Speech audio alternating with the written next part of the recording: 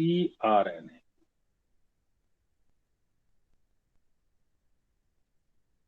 TRNA को हम adapter molecule भी कहा करते हैं।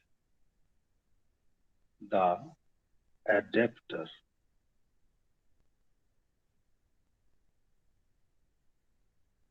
Molecule.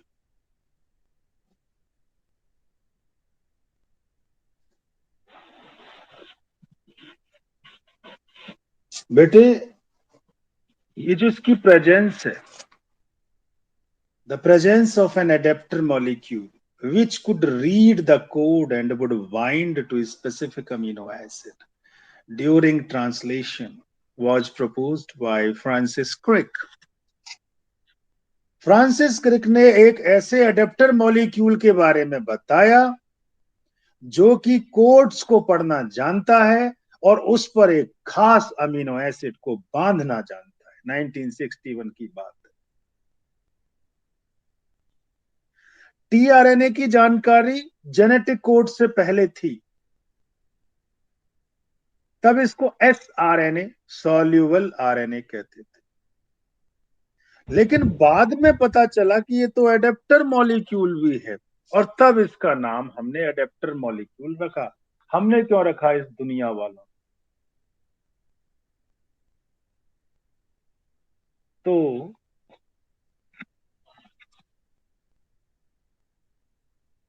The presence of N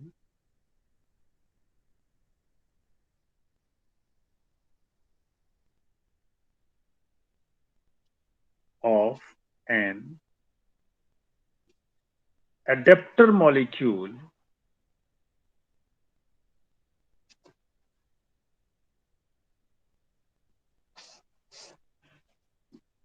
वो जो क्या कर सकता है, which could read the code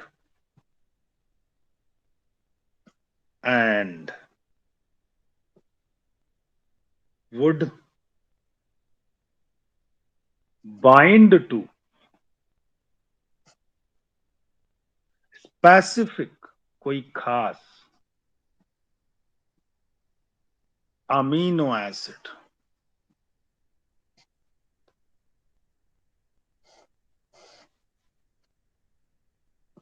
during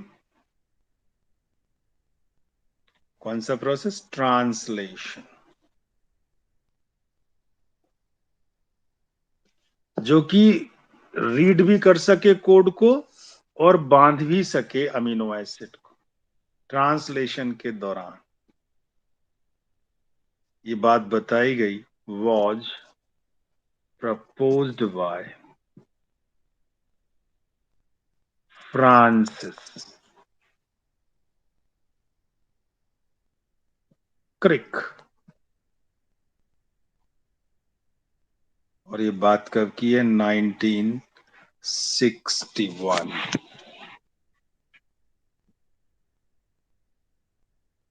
हम जानते हैं there is no complementarity between mRNA and amino acid, दोनों में कोई भी समानता नहीं।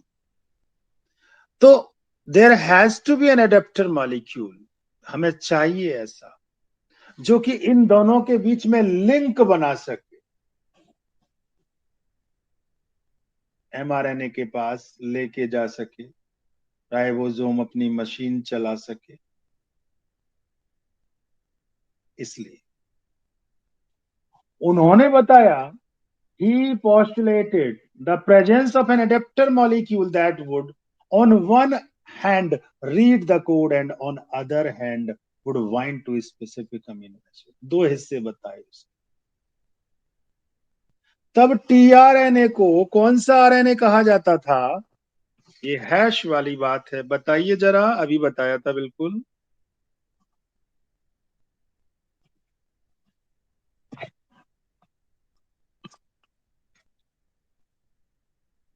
टीआरएनए को कौन सा आरएनए कहा जाता था? S RNA. एस बोले तो द टीआरएनए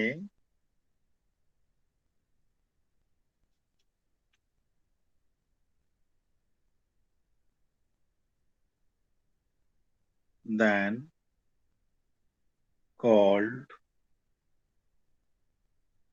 sRNA।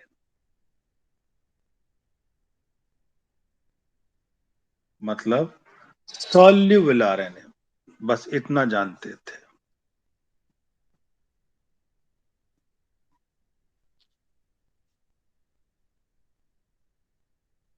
और इसके बारे में जानकारी हमें पहले से थी।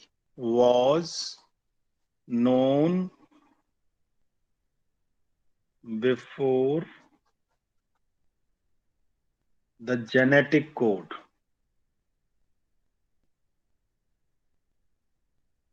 जेनेटिक कोड की जानकारी आने से पहले इनकी जानकारी थी।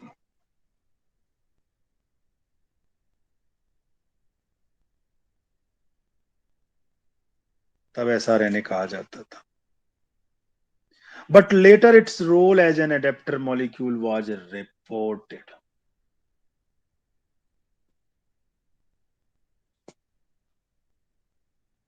However, its role as adapter molecule was reported much later। बहुत बाद में पता लगा। क्या चीज है आखिर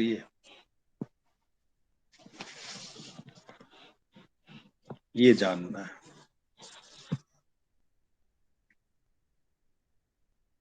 तो बच्चों, टीआरएनए एक एल शेप स्ट्रक्चर होता है। एक एक पॉइंट पे फोकस रहेंगे।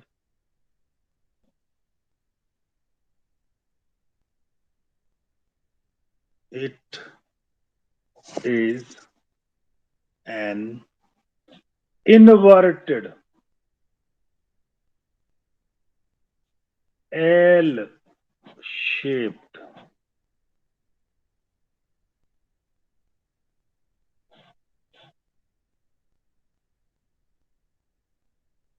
मॉलिक्यूल।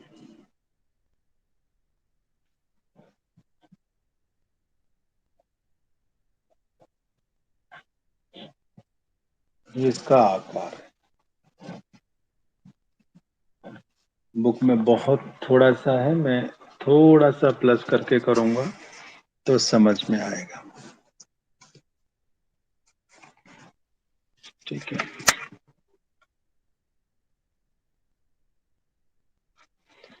क्लोवर लीफ लाइक भी इसको कह देते हैं। अगर आप अपनी बुक में देखें तो उसका स्ट्रक्चर वो यही कहते हैं। दो लूप दिखाते हैं इस पे, एंटी कोडोन लूप एक हिस्सा दिखाते हैं।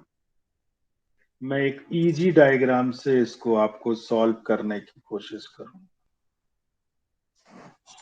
तो बच्चों, हमें दिमाग में एक बात रखनी है, there has to be an adapter molecule. देखिए, सपोज करिए, मैं पहले क्यों चाहिए, मैं आपको जानकारी दे रहा हूं क्यों चाहिए। ये एमआरएनए है, इस पे ये कोड है, और यहां पे मशीन चलाएगा राइबोसोम। राइबोसोम मिस्त्री है। यहां मेरे पास ढेर सारे अमीनो एसिड पड़े हैं, इन पे भी कोड है। अब क्या होगा, यहां पे आएगा ये टीआरएनए, इस पे ये कोड है। अगर यहां है ACA, तो ये किसको पकड़ेगा, UGU वाले को। इसको ही तो चिपका लेगा अपने संग, UGU, इसी को चिपका लेगा, नहीं हाँ या ना। Yes sir. और इसको सीधा लेके यहां पे फिट कर देगा। फिर दूसरा वाला इसे उठाएगा, वो इसके ऊपर फिट कर देगा। ऐसे करके ये फिट होता चला जाएगा। और ये जो बन के आ रही है ये पूरी, ये प्रोटीन बन के आएगी। क्योंकि एमआरएनए की अमीनो एसिड से कोई भी कॉम्प्लीमेंटरिटी नहीं है, इसलिए हमको एक बीच का एडेप्टर चाहिए, जिस प्रकार से आपके कंप्यूटर और लैपटॉप की बिजली के प्लग से कोई कॉम्प्लीमेंट्रिटी नहीं है, उसको करंट देना है तो आपको एक ऐसा एडेप्टर लगाना पड़ता है जो कि आपके लैपटॉप में बाद में लग जाता है, और इसे बिजली के प्लग में लगा देते हैं। ऐसा ही होता है ना, एडेप्टर चाहिए नहीं चाहिए? तो जिस प्रकार प्लग और इनका कोई लेना देना नहीं, एडेप्टर लिंक कर रहा है, इसी प्रकार से अमीनो एसिड और एमआरएनए का कोई लेना देना नहीं, टीआरएनए काम कर रहा है। एम आई राइट? Yes, sir. धीरे धीरे कंसेप्ट और क्लियर होते चले जाएंगे।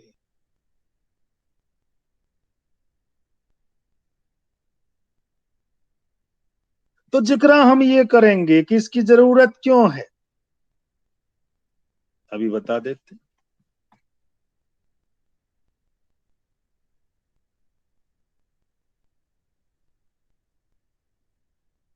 There is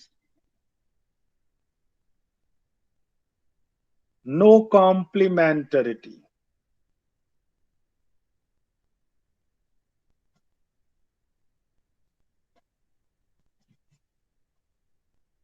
between mRNA and amino acid, बिल्कुल भी नहीं है। Therefore, there has to be, कौन चाहिए, an adapter। आप बिजली के डायरेक्ट प्लग से क्या अपना फोन चार्ज कर सकते हो, या उसके लिए चार्जर चाहिए होता है? चार्जर चाहिए। क्योंकि डायरेक्ट उस तार की आपके फोन से कॉम्प्लीमेंटरिटी नहीं होती। Is that clear? Yes, वो जो sir. चार्जर होते हैं वही अडेप्टर होते हैं मेरे बच्चों,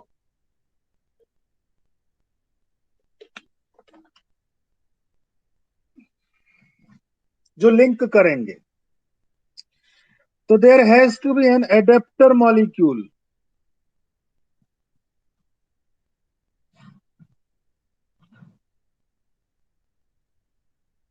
that can at one hand, एक साइड में,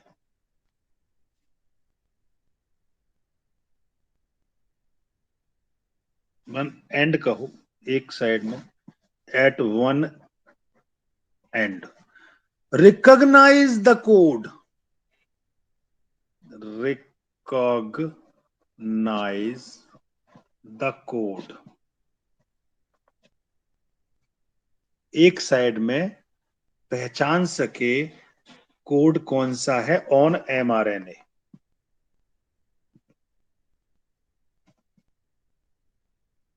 and other and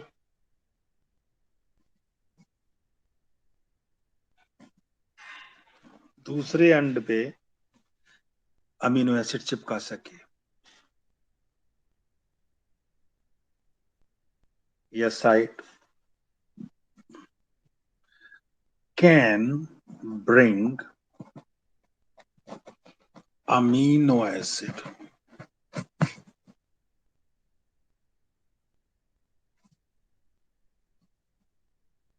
corresponding to the code, जो भी कोड था उसके अनुसार।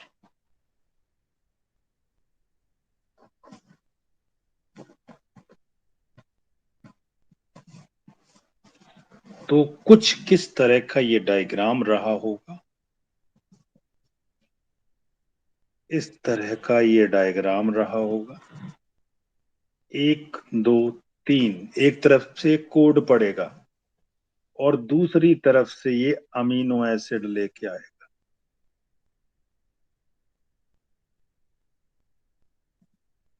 ये रफली डायग्राम किसके अनुसार लाएगा, जैसा भी एमआरएनए होगा। इसके कोड के हिसाब से इस पे चिपका दे। ये mRNA है, ये tRNA है।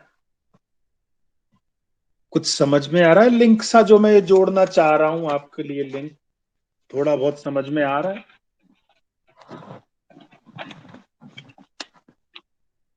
कि इसके दो हिस्से हैं।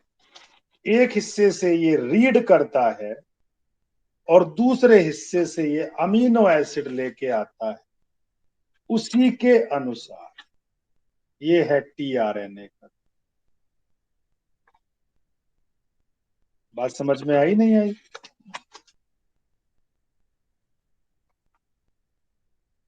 नहीं तो आप दोबारा पूछ सकते हैं। ठीक है, अब देखिए इस डायग्राम को।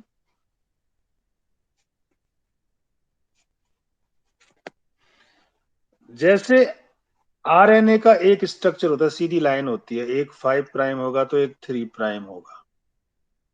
अगर मैं इसको ही ऐसे लपेट दूं ऐसे, तो 3 प्राइम ऊपर आ जाएगा। यस और नो? Yes. तो क्या हुआ, इसका ये 5 प्राइम है और ये ऐसे ये दूसरा एंड ही हो गया। इस वाले एंड पे SER, ये अमीनो एसिड आ गया। किसी पे SER आएगा, किसी पे TYR आएगा, किसी पे कोई सा आएगा, किसी पे कोई सा आएगा। और दूसरे वाले हिस्से में ये वाला जो हिस्सा है, यहाँ पे UCA, ये पढ़ पा रहा है, पढ़ लेता है कोड। इसने ये वाला कोड पढ़ा जो mRNA पे था नीचे, mRNA के कोडोन को पढ़ दिया, इसीलिए उससे जाके ये मिल गया। mRNA पे क्या था, आप अगर कोड देखोगे mRNA का, ये U आ गया, G के लिए C आ गया, U के लिए A आ गया। इससे कंसर्निंग अमीनो एसिड दूसरी साइड में अपने संग लेके आ गए। बात समझ में आ गई आपको? ये डायग्राम।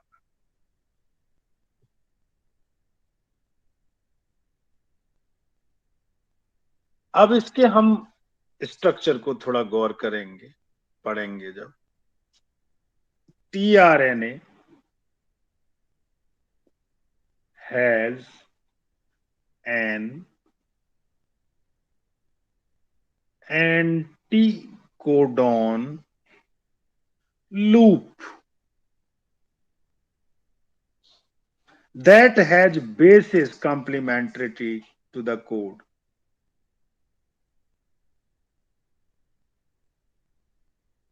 ये रहा नीचे वाला हिस्सा। One loop is called anticodon loop, whose sequences recognize the bases on mRNA. Whose sequence, जिसकी ये नीचे वाला लूप दिखाई दे रहा है ना, ये वाला UCA, ये कौन सा लूप है? Anti codon. ये mRNA की किस चीज को पढ़ रहा है? कोडोन को। ये नीचे mRNA है ना, 5 प्राइम टू 3 प्राइम, इस पे कोडोन था AGU, इसको इसका एंटी कोडोन लूप पढ़ ले रहा है। एंटी कोडोन मतलब उसके ठीक अपोजिट, U के संग A, C के साथ G। बात समझ में आ गई ना? तो whose sequences recognize what? The bases on mRNA.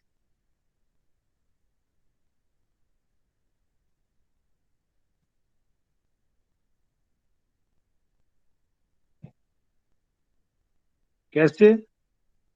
Using base complementarity।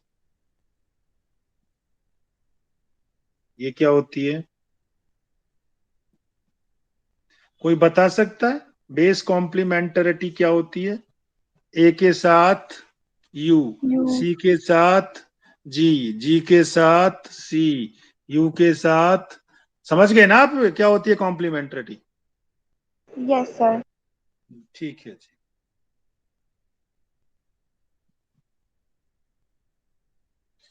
And the corresponding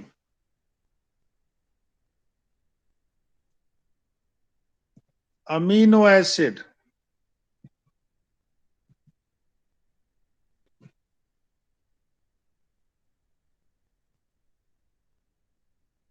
shall be brought, लाया जाएगा,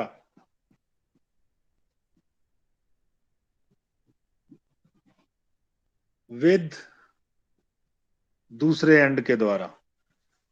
ये देखिए, ये जो एंड है, ये वाला जो एंड है दिख रहा है, इस एंड का नाम लिख दे रहा हूं यहीं पे, amino acid acceptor and. Amino acid acceptor and. बात समझ में आ गई? ये वाला एंड जो है, यहाँ पे ये अमीनो एसिड आ गया ना, ये अमीनो एसिड है। तो दो एंड समझ में आ गए इसके।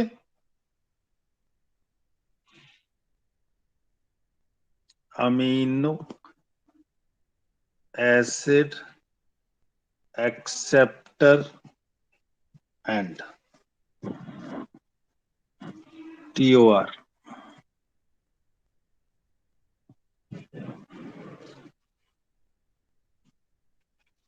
हाँ जी, अभी तक कोई डाउट? No, sir. ठीक है जी।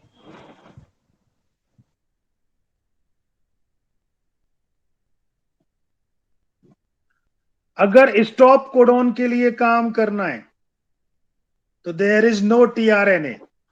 ये मैं आपको अलग से स्टार पॉइंट लगा रहा हूं। स्टॉप कोडॉन 3 बताए थे ना, UGA, UAG, UAA, याद आ गए? Yes, sir.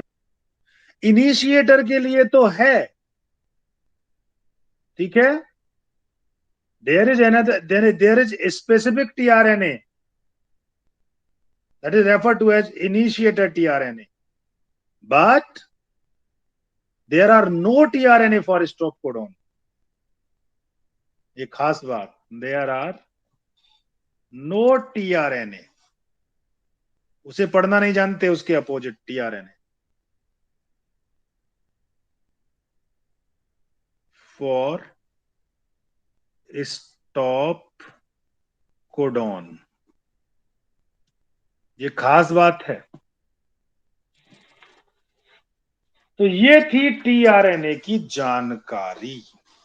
अब हमारी प्रोटीन सिंथेसिस की जानकारी आई। प्रोटीन सिंथेसिस बड़ा ही फैसिनेटिंग टॉपिक है, बड़ा इंटरेस्टिंग।